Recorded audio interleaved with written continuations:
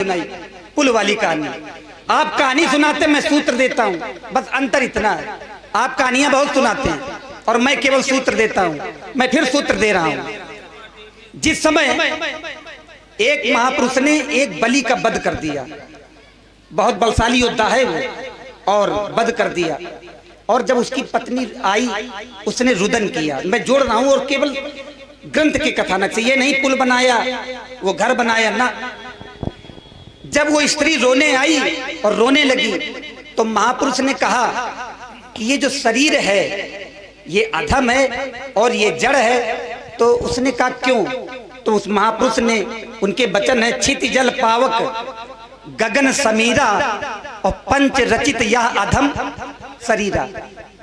पंच रचित, देखना सीधी बात है, पंच रचित, 5 महाभूतों से जिसकी भी रचना है वो जड़ है, वो चेतन नहीं है।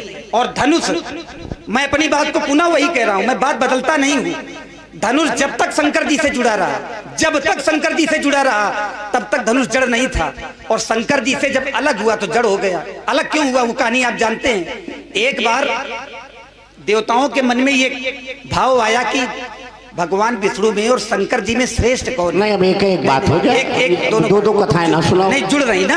हाँ। वो तो मैंने सुनाई, जिसका निर्माण है पंच रचित या अधम शरीरा, मैंने सूत्र दिया, ऐसा सूत्र देना। भगवान विष्णु जी और शंकर में श्रेष्ठ कौन है? देवताओं में ऐसी बात आई, इसका पता लगाने के लिए शिव और विष्णु में युद्ध करा दिया गया।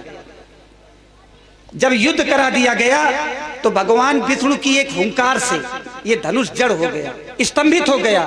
और जैसे ही ये स्तंभित हो गया तो शिव जी ने अपने आप को अपमानित महसूस किया और धनुष को अपने से अलग कर दिया, धनुष को अपने से अलग कर दिया।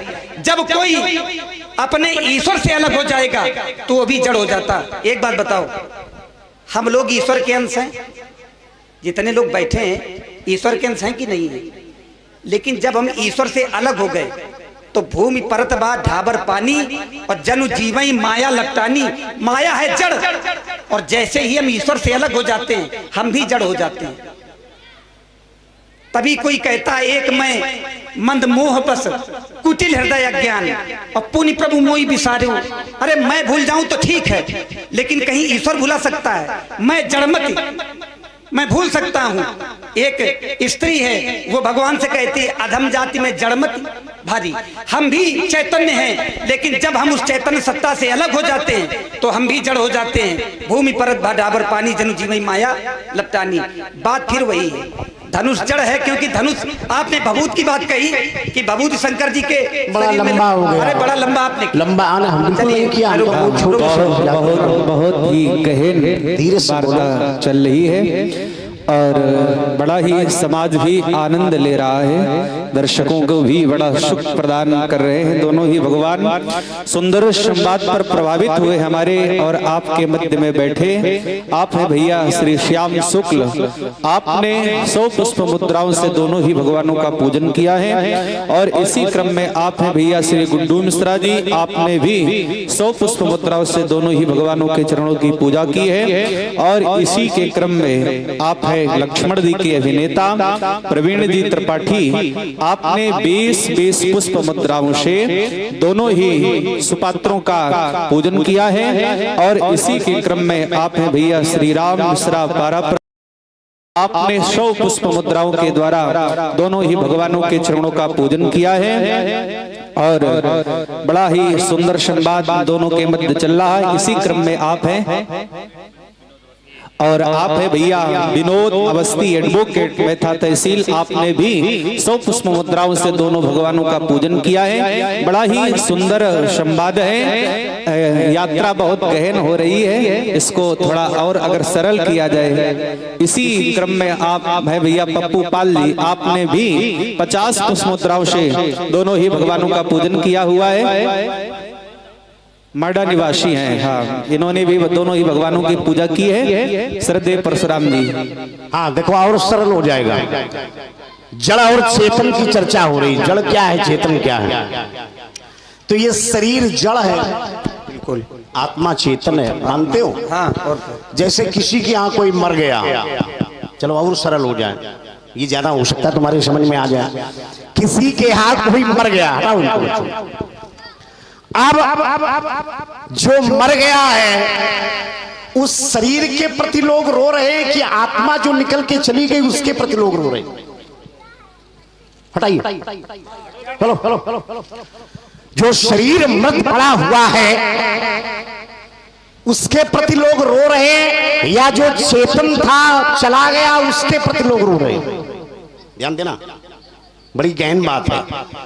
लेकिन जो शरीर मृत पड़ा हुआ है लोग उसके प्रति रो रहे हैं। अच्छा, क्यों रो रहे हैं?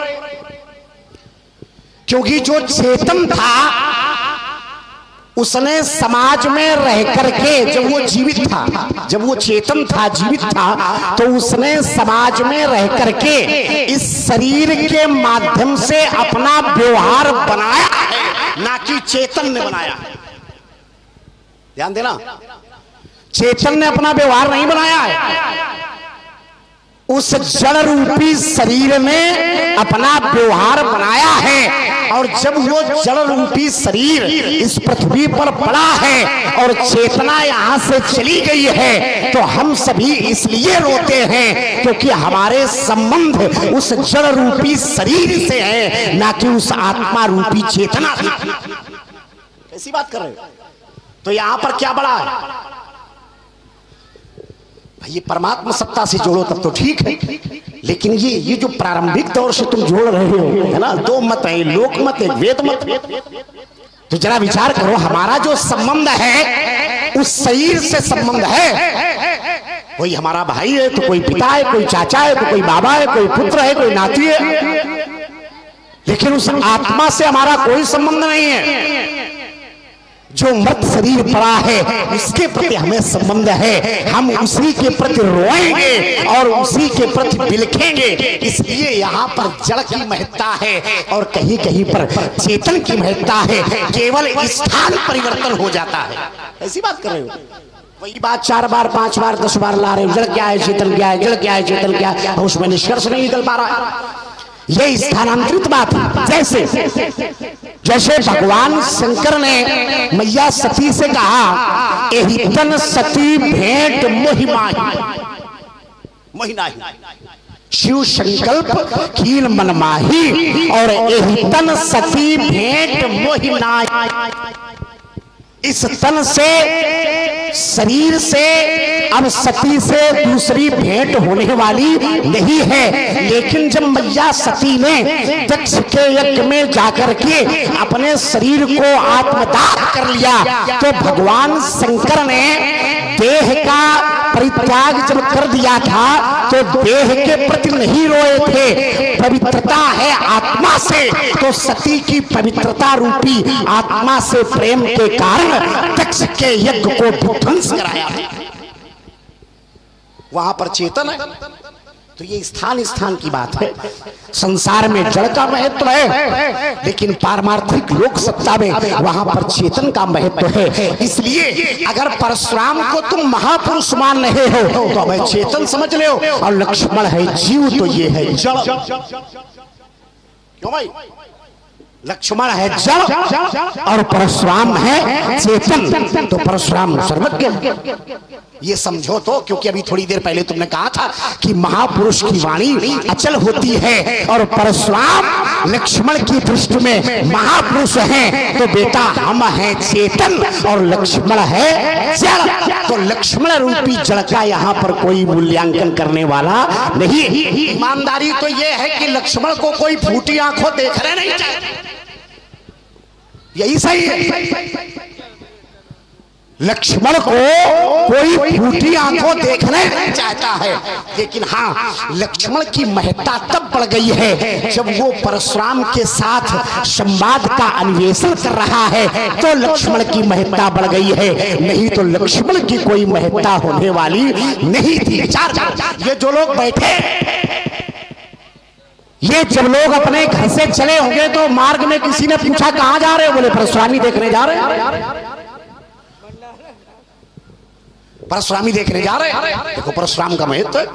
अच्छा, ये लोग जब जाएंगे तब भी लोग पूछेंगे कहा बहुत देर से आए, क्या बात है?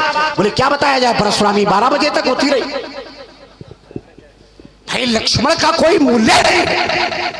अब जबरदस्ती में पीछे लगा है, बोले हम भी लक्ष्मण, हमारा भी नाम लिख लो, हम भी लक्ष्मण। अरे वो विषय एक अलग है, तुम्हारा नाम है तुम लक्ष्मण, वो विषय अलग है। लेकिन लक्ष्मण है जड़ और परशुराम है चेतन। तो चेतन रूपी परशुराम की कहीं कहीं एक एक बात वो अचल प्रतीत होती है और सिद्ध होती है।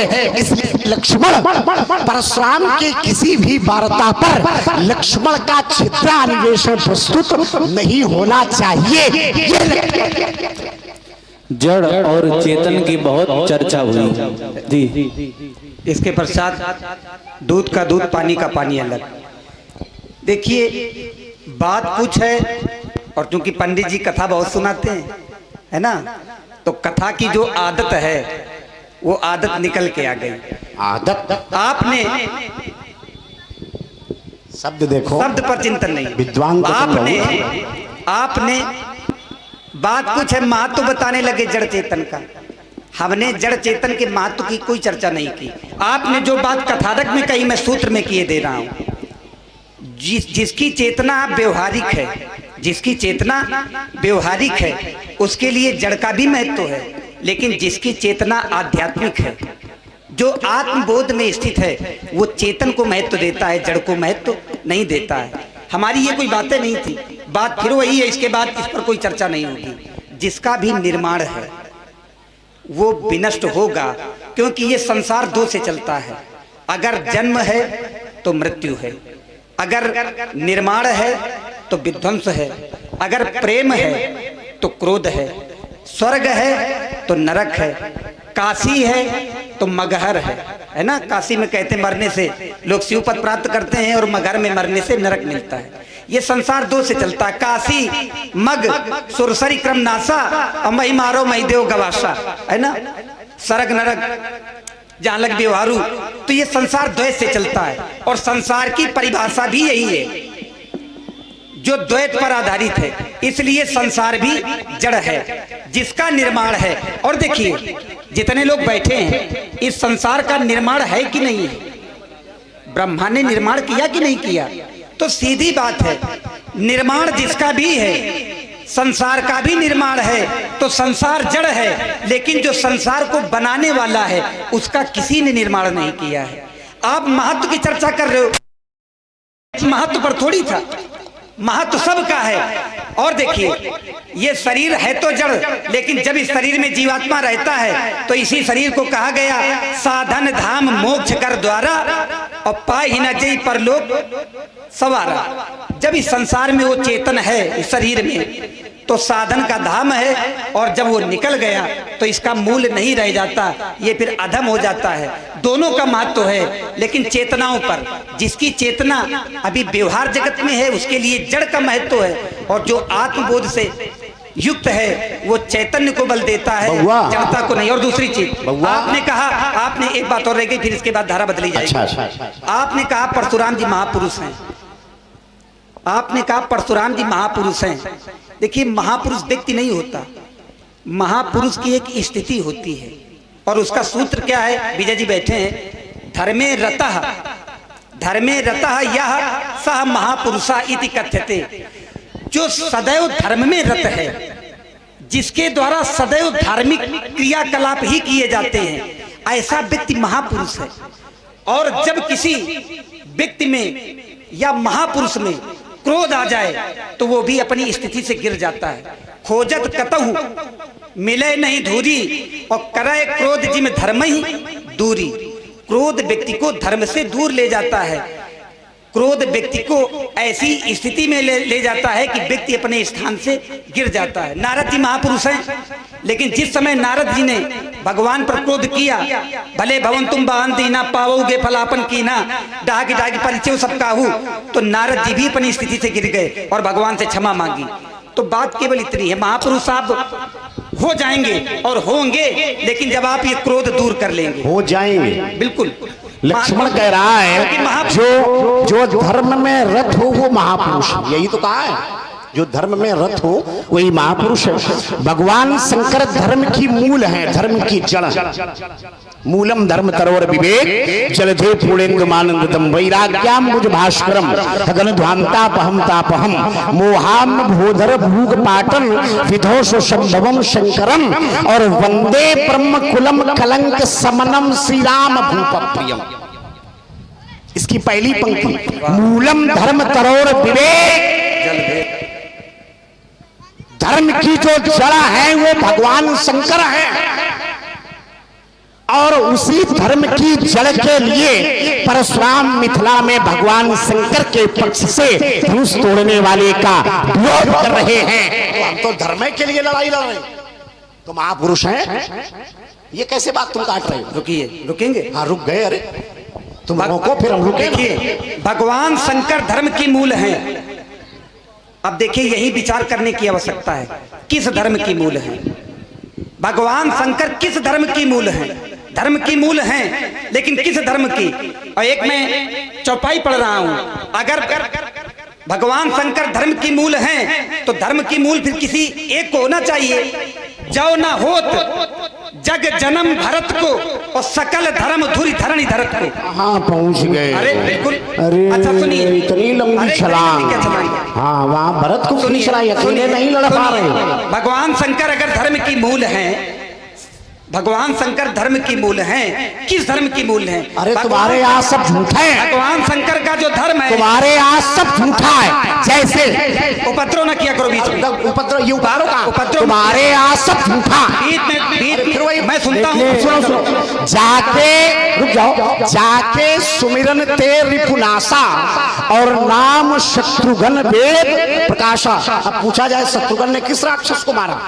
किसी को नहीं मारा, जबरदस्ती में नाम लिखे हो। जाके सुमिरन ते रिपुनाशा नाम शत्रुघ्न वेद पर ये क्या बोल लीजिए, लेकिन हमारे क्रम में ना। ये मेरी एक आदत, मैं सुनता बहुत हूँ और अपने क्रम में। एक बात बहुत बढ़िया निकल के आई है चर्चा इस पे, सकल धर्म। अब कौन से धर्म ने सकल धर्म कितने हैं, तो ये प्रकार अगर बताया जाए तो अच्छी बात है भाई। जोड़ी जाए तो चोट से चोट जोड़ी जाए। तुम लक्ष्मण के पक्ष में? नहीं नहीं, हम पक्ष में नहीं, लक्ष्मण के हैं नहीं आपके हैं। लेकिन जो बात निकल के आई है, हमने केवल ये पूछा है कि लक्ष्मण के पक्ष में तो नहीं कि लक्ष्मण अगर कमजोर पड़ रहा हो तो लक्ष्मण के पक्ष में आ जाओ। सकल धर्म, सकल। सुनो सुनो, नहीं एक बात, भरत की एक बात आई तो हमने एक उसमें छिद्रान्वेषण प्रस्तुत किया है। अगर भरत को लाकर के तुमने खड़ा किया है तो तुम्हारे यहाँ सब झूठा बिल्कुल। सिद्धांत को लाए, सिद्धांत में भरत है तो हम भी सिद्धांत को लाए। सिद्धांत को ये लाए हैं कि तुम्हारे यहाँ एक भाई है शत्रुघ्न, तो जाके सुमिरन ते रिपुनासा और नाम शत्रुघ्न वेद प्रकाशा। अब जरा पूछा जाए कि शत्रुघ्न ने किस राक्षस का वध किया है? क्यों भाई? फिर ये क्यों है? विश्व के गर्त में। अरे नहीं, हम उत्तर करेंगे, बोल लीजिए।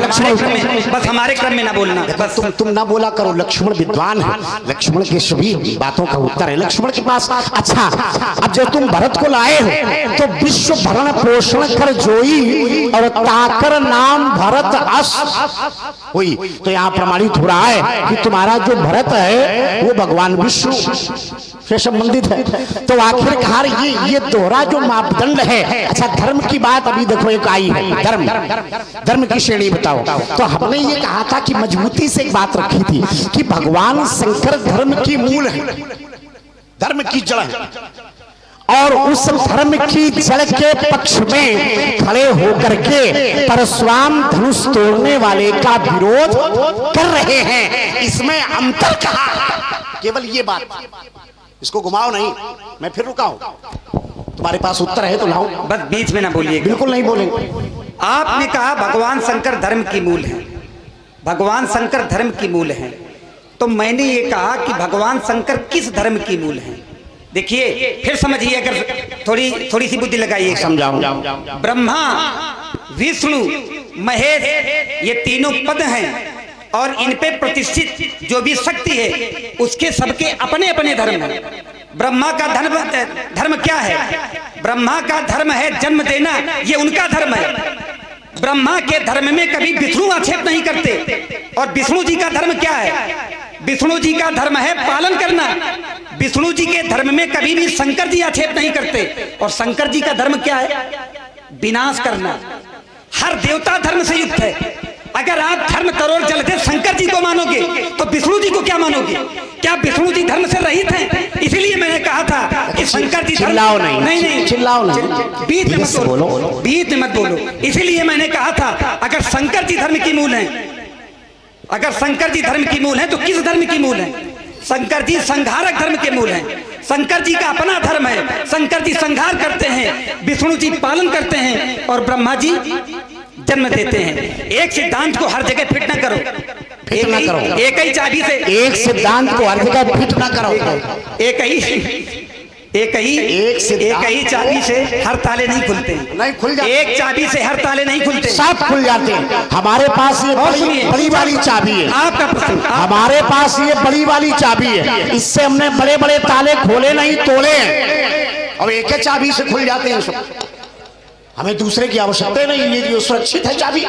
पहले तो हम साधारण केवल वार्ता से ताला खोल लें, और वार्ता से अगर ताला नहीं खुलेगा तो ये बड़ी वाली चाबी है, ये सुरक्षित है ना। तो हम तुम्हें समझा रहे हैं, कुछ ने ऐसा दूध पिया जो गत रोके तूफानी, जीवन की ज्वार चली उफनाती प्रखर जवानी, पर युवक हार जाते हैं बेटे। अच्छा, यौवन कभी न हारा। और एक इसकी बात रही है, लक्ष्मण चिर संघर्ष। वैसे